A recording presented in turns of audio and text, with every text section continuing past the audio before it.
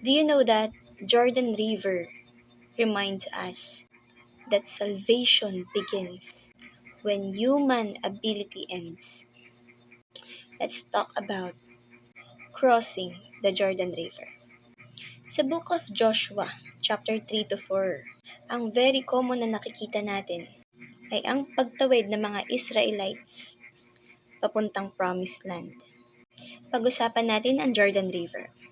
Sabi sa Joshua, chapter 3, verse 15, inaapawan ng Jordan River ang lahat niyang pangpang sa buong panahon ng tag-ani or tag-ani. So it is so impossible for the people to cross over the Jordan River.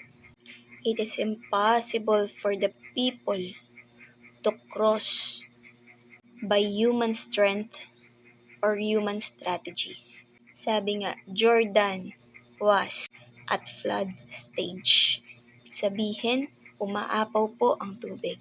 So this is a perfect representation that not by our own works, strength or abilities, or even our strategies can save us.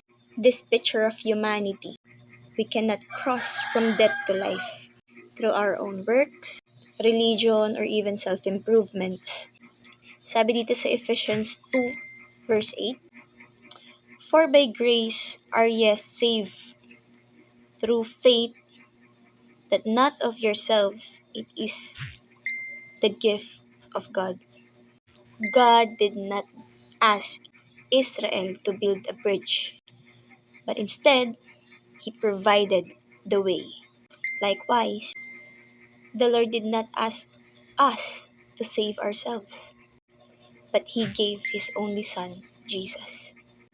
Jesus went before us into death, judgment, and grave. Kinuha niya yung bagay na hindi natin kaya at gumawa siya ng daan. Imagine that. That is the perfect grace of the Lord. We do not go first and ask God to follow us. Christ goes before us. At tayo ang mga sumusunod sa mga yapak ng Panginoong Hesus. At mga sinusundan nating pattern ay yung mga pattern kung saan nakasecured na tayo. That is grace. Alam mo ba kapatid, napakaganda nitong nabasa ko dito sa manual na to. Sabi dito, grace is not God helping us save ourselves. Grace is God finishing the work and inviting us to enter what He has completed. Imagine that. Napakaganda ng biyaya ng Panginoon. Tutungtungan na lang natin ang tinapos na gawa ng ating Panginoon.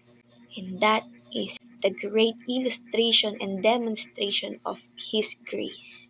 At eto pa, sabi din dito sa manual na to, many of those crossing were the children of a generation that had failed in the wilderness. Yet, God remained faithful to His promise. Imagine that. God did not ask us to be perfect. He's not even expecting us to be one. Hindi tayo tapat. Pero ang Panginoon, nananatiling tapat magpakailanman. In this verse from 2 Timothy 2 verse 13, the crossing was based on God's covenant, not Israel's perfection. Amen.